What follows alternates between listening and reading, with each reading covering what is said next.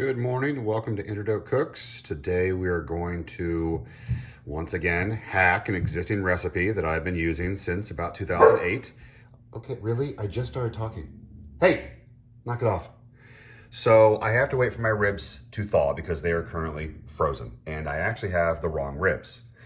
This should be St. Louis style. This should not be baby back. Hey, Ruby, stop. So I have to let this thaw today, and then what we're gonna do is we're gonna come over here and this is what I have in my pantry. This is the kind of pantry that I have. So I am going to combine all these ingredients, and then we're gonna take our frozen ribs that I have sliced up and marinated in this big glass dish for an hour. So this has to sit today for an hour, and once that has rested for an hour and absorbed all the wonderful flavors and juices, we are going to line this baking sheet with foil, puncture some holes, give it a little bit of spray, and then bake it in the oven for about, well, over an hour combined, because it's actually about 3 different gates of about 25 to 35 minutes each, where we are using our leftover marinade as our glaze. So this is a multi-step process. This is gonna take all day to do. Like I said, mainly because the ribs are frozen. So we will come back in a couple of hours.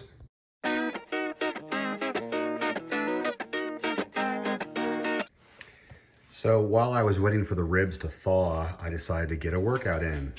I went downstairs in Pelotons and then had a problem and then went and took the dog for a walk. Why am I telling you this? Because while I was downstairs on the Peloton, the seat bolt failed and I split open my hand.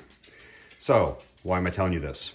Because normally I would put on my transparent vinyl gloves to prepare today's Doak Cooks meal, but I'm out. And no one else is going to be eating this except for myself and my family. So normally I would not be preparing any food like this without appropriate gloves. But because this is just for my family and you as my audience, I don't think we're going to have any cross-contamination problems. So let's get into it.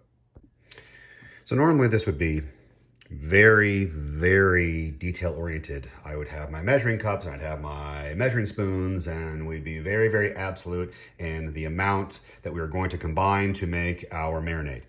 But because I've done this 1,000 times, we are just going to wing it. So I'm going to talk through. I have included the instructions in text alongside these videos. So if you really want to see how much and not listen to my voice or watch my stuff, that's fine. But what we're gonna start with is our main ingredient, the big one, hoisin sauce. One of my favorite. I'm not going to get into all of the names it is commonly referred to as in Western culture. It is just delicious. So this recipe for the marinade calls for 3 cups of the stuff. I'm gonna argue that this probably isn't 3 cups. I would say this is probably closer to 2.5 cups. I'm terrible with like cups and ounces conversion. I can't do it off on the fly. I have to Google it, and I didn't Google it for this video.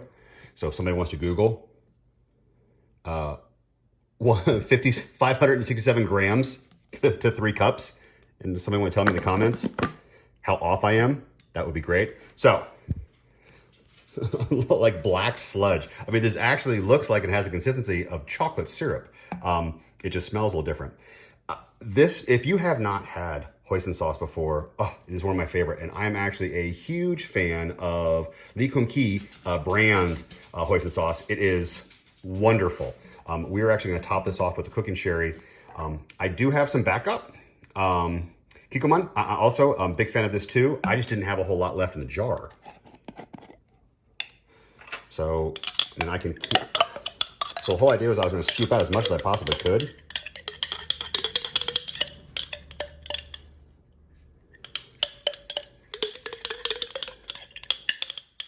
Okay.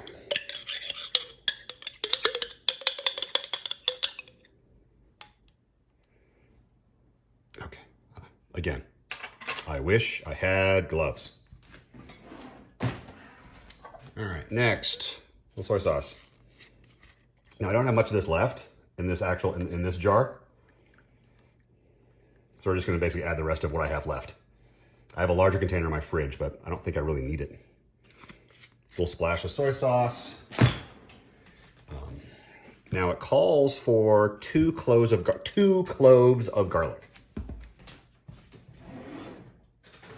And yes, one can argue that taking fresh cloves of garlic versus a jar of Kirkland minced garlic, it's kind of lazy. There's 2 cloves of garlic-ish.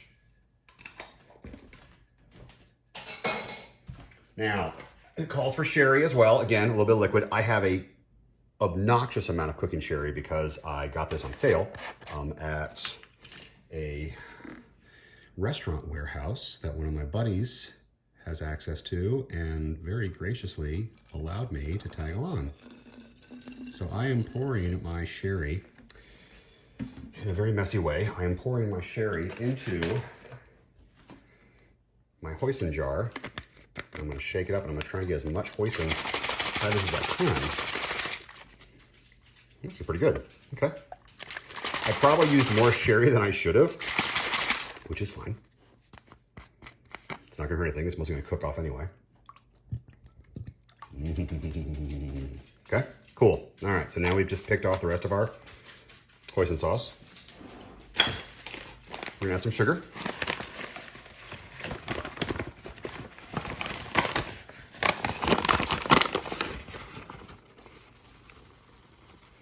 Which is a little silly and a bit redundant because the hoisin sauce has sugar in it, but you know, why not?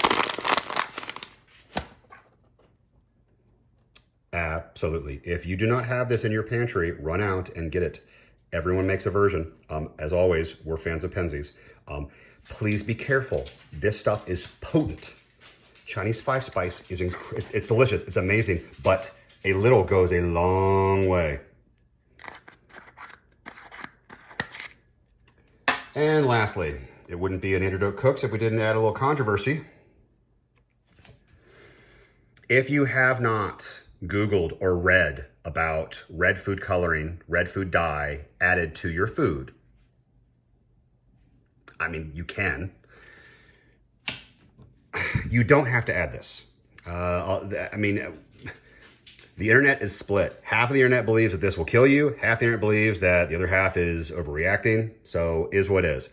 All I'm going to say is I like it. I like the red food coloring. I like how it makes the ribs look. It's stylistic. And I'm not adding much. I'm 1, 2, 3, 4, 5, 6, 7, 8, 9, 10. I'm adding 10, 11, 12, 13 drops of red food coloring. That's it. That's all. So we're going to stir this up and then we're going to cut our ribs. And there we have it, all nice and mixed. So now we get to go and chop up our ribs. Not everyone has the counter space that I do, and that's okay. I have things laid out because I'm gonna cut my ribs here, and then as I cut them, I'm just gonna toss them in the marinade here. Oftentimes when I've got less space is I'll have a bowl. And so I'll have my cutting board and a bowl, and I'll cut up my ribs and I'll put them in the bowl and stack them, and then I'll go and add them. But for today's video, I have a whole lot of space. So let's do it.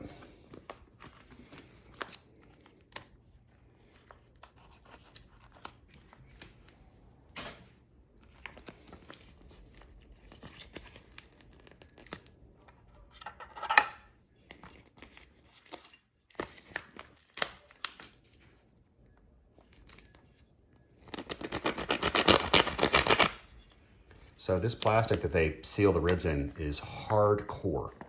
It is not easy to rip and or tear. So I do my very best to try and separate right there along the seams, because in the very bottom is gonna be all the juice that is trapped because this was vacuum sealed. So I do not want to get rib juice all over my floor. So I'm now gonna take this, see it all? It's all collecting in the bottom. I'm now going to work my way down ever so slowly to then get my ribs exposed so that I can start cutting them into individual pieces. Okay.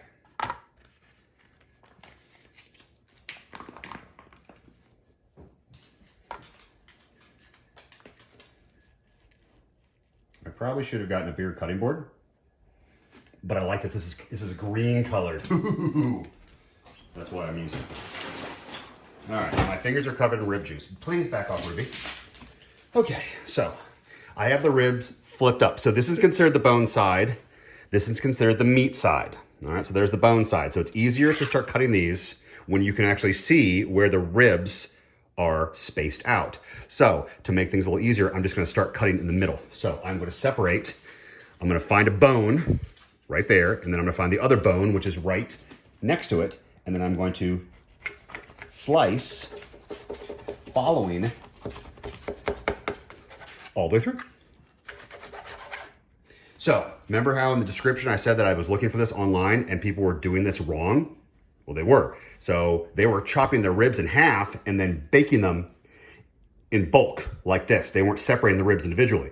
So that's less surface area that you're actually getting on the marinade. So I prefer to chop them individually and then glaze them for an hour and let them sit so that they can absorb all the flavor. So let's cut these bad boys individually.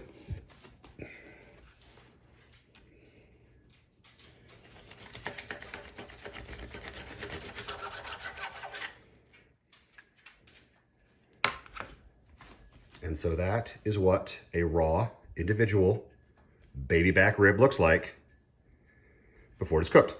So we're gonna have a whole series of these. So I'll get to it, and then I'll come back and show you in the dish.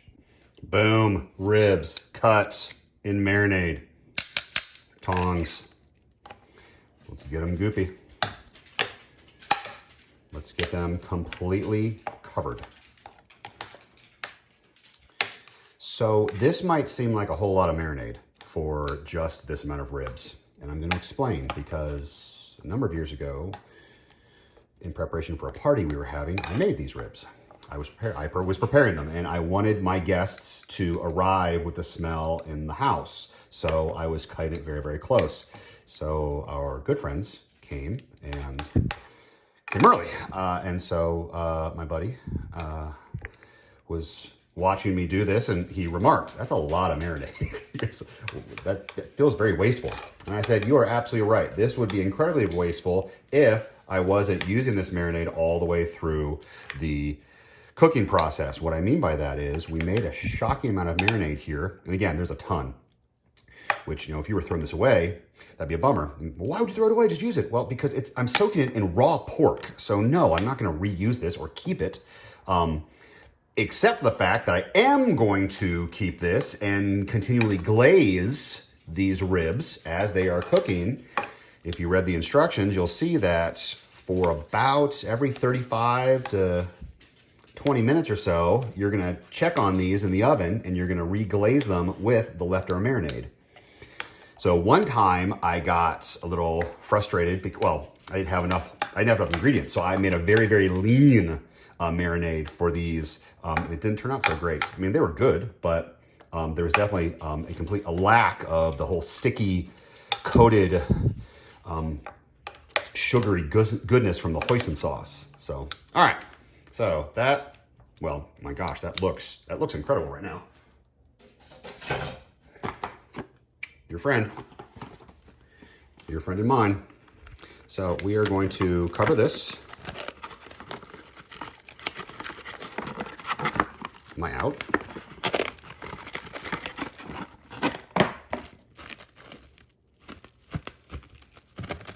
Why are you being difficult? Goodness.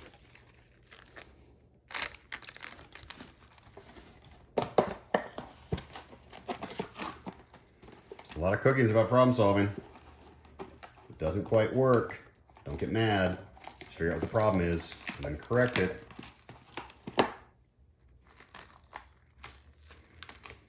All right, so we are going to let this rest now for a good hour.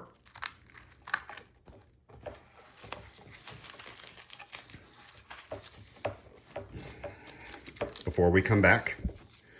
But actually, I can prep the baking sheet, so we'll do that next. Years ago, I did this recipe on this pan with this spray, filling the bottom up with water. So the idea is these pans are wonderful. You fill this pan up with water about halfway. put your top on. You have all of your slits. Position your vegetables or your meat or bread or whatever you're going to do here. And then in the oven, then the steam from the bottom rises up and introduces additional moisture into what you're preparing. So the first time I did these ribs, and I did them on this pan with this spray, and it was a nightmare to clean. It was a complete, gross. I mean, I'm sure those little bits there are still bits from years ago when I first did this recipe. So I started doing this. I'll explain. Shiny side, dull side. Okay, so we're gonna go about right there. Shiny side.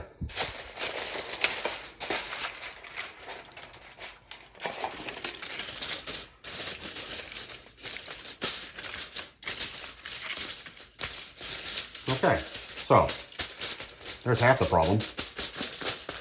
We're going for easy cleanup here, okay? So I will add water to this when it's time to position the ribs. But okay, so ta-da! Andrew, you big moron. You just blocked the ability for the steam to come through. I mean, then what's the point? Get it? What's the point? God, dad jokes.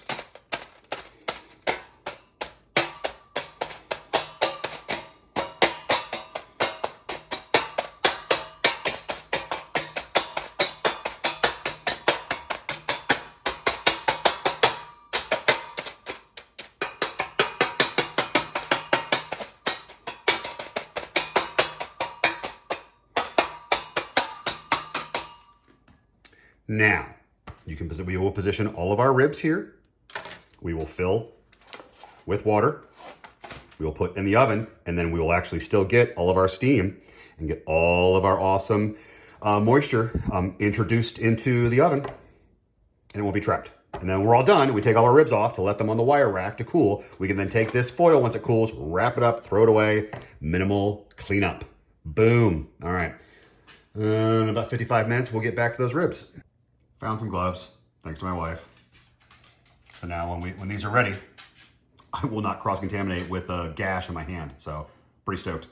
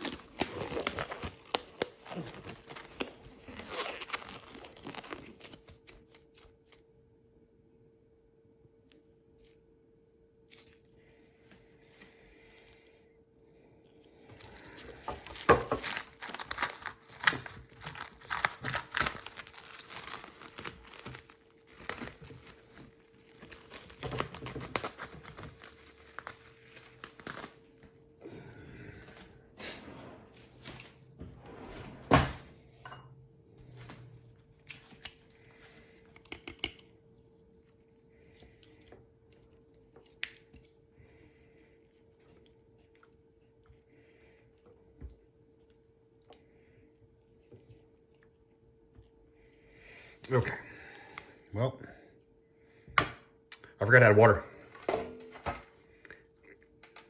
Barbecue. I need to add water inside the pan, so let's go do that real quick.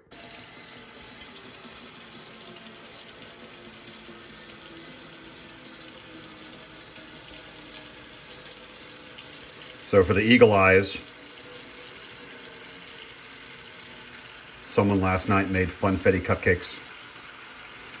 Wasn't me, otherwise there'd be a video about it. All right, let's get these ribs put on here. And remember, we're going to put them meat side up.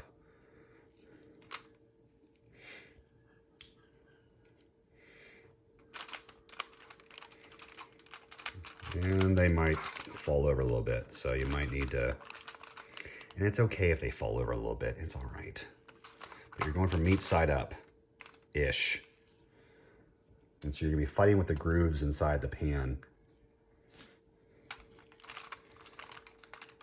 Okay. Yeah, that's gonna happen. It's all right, they're gonna fall over, it's fine.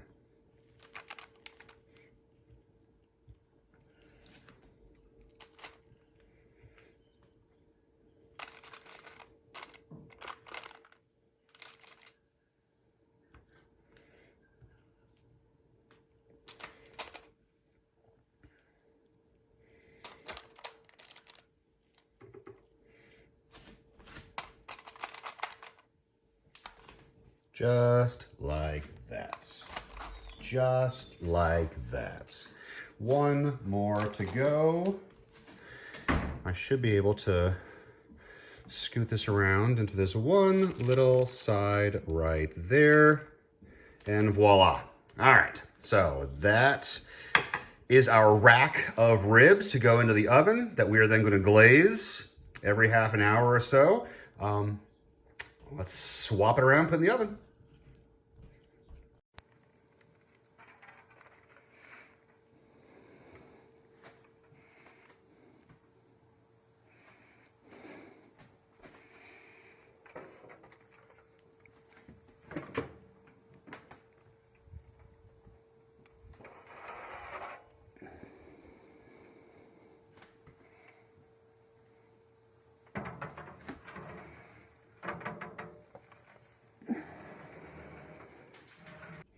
So this won't do. This is too much. I need to get this into a smaller container. I feel like Michael Jackson. And people keep making fun of the fact that I'm wearing 2 watches. Well, that's a whole separate story. All right, so we need to take this and stick it inside of that. So we need to take this and get inside of here. So this is what we're going to use to baste our ribs with. This is the marinade we're going to use to baste our ribs, and I'm going to use this utensil to scrape out this dish to get into here. So doing all of this with 2 hands on camera at this angle is really going to show how strong my left forearm is.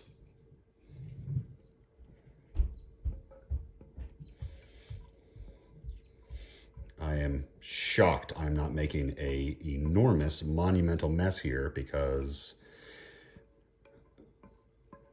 I cannot stand sticky, gloppy, gloopy.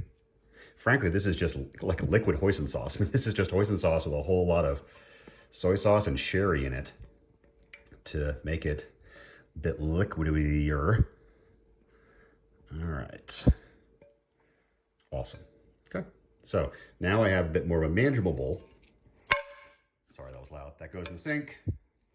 There is our bowl of sauce with our handy dandy applicator that we will do when it is time to glaze the ribs. We've got about 27 minutes, so we'll be back. That is not a glove. I nearly just set my hand on fire. Oh my goodness, that would have been awful. Oh, wow. Okay. Well, you know what? I've completely screwed up. All right, I'm closing this. I'm going to put this down. We're going to try this again.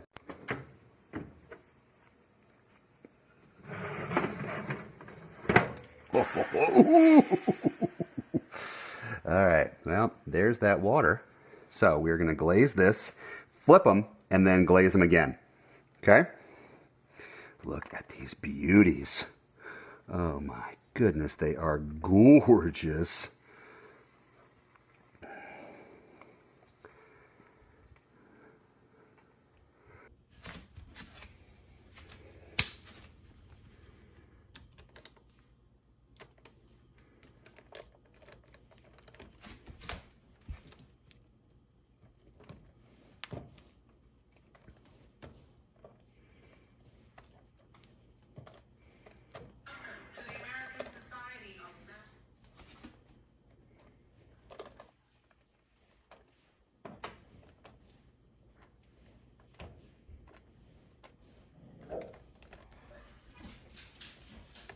All right, so now we have to glaze these again, and then we'll put them back in the oven.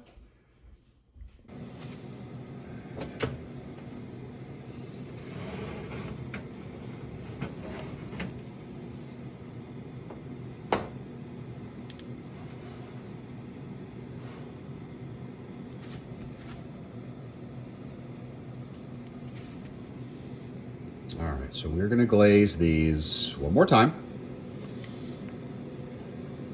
I'm gonna flip them, and then we're gonna cook them a little bit longer. But if you went ahead and read the instructions that I've written, you'll note that we are now at the stage where I have to turn the heat up.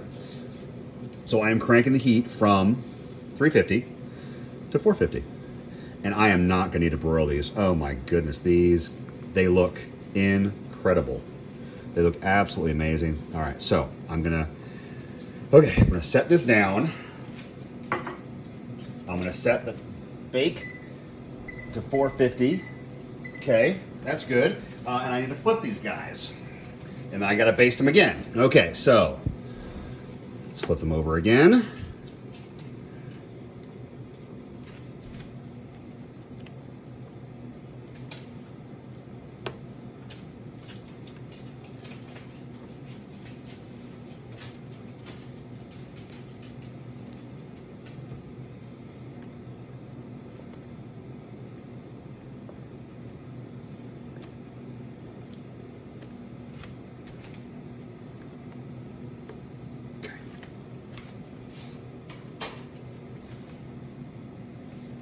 Right.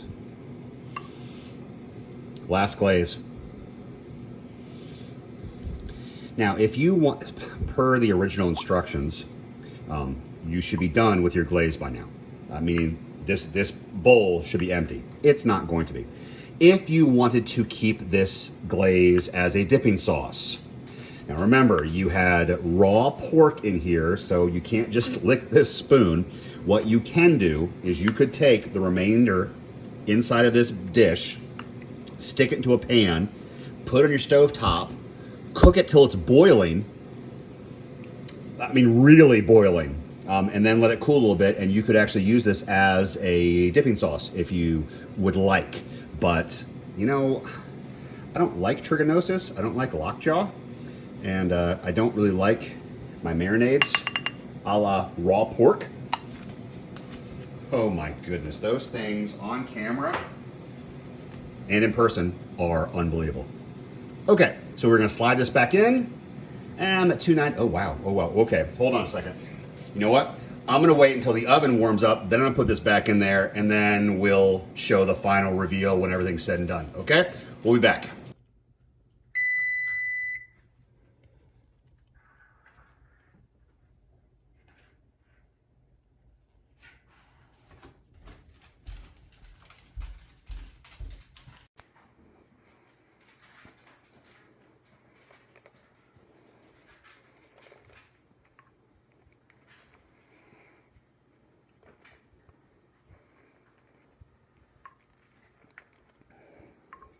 These smell amazing. All right, we're gonna put these in for 35 more minutes, and then we'll come back.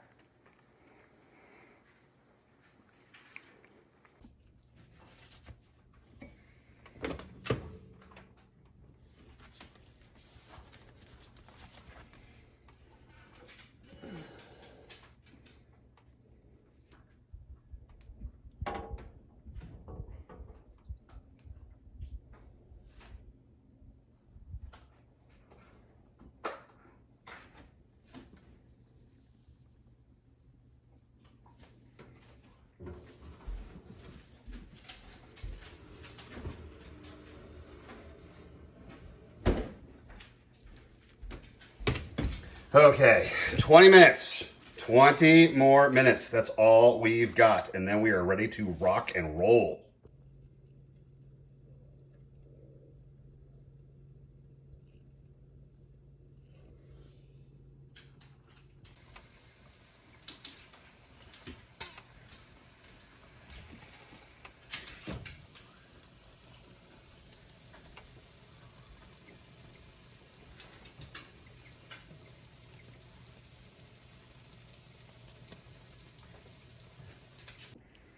And that's it. That's the last 20.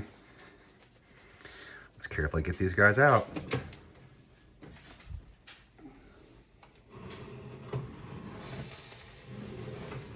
Oh, wow. Okay. Well, if that isn't just gorgeous, I don't know what is.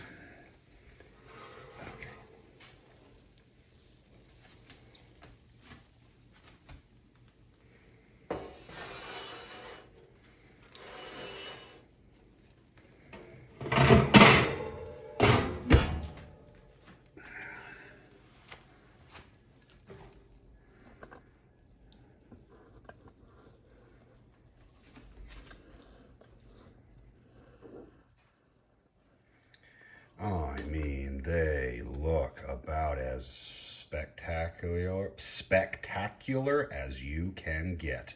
Holy smokes. If you can't taste that sticky, yummy, ribby, Chinese 5-spice deliciousness from this video, you need to check your eyeballs. Whew. All right, let's get these guys off, cool them off, and eat. Enjoy. So let's take a look as to why I use aluminum foil. I have to put my gloves back on or I'm gonna set my hand on fire again because this is still blazing hot. Okay, so if I lift this up now, yes, there's all the steam. And then if I can very carefully lift up my foil, and then ever so carefully curl it over. It's very moist,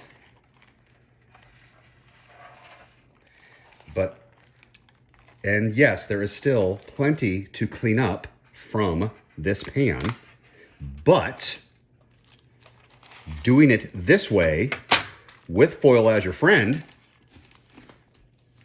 ta-da! Normally, that is a complete nightmare and caked on and crusted on and gross and nasty. Nope, we're good now. We're good now because our ribs are cooling on the cooling rack, taking all those sugars and glazing and solidifying and imbibing flavor into our ribs. So now we're gonna enjoy dinner. Thanks everybody, hope you enjoyed it. See you next time. I got a broken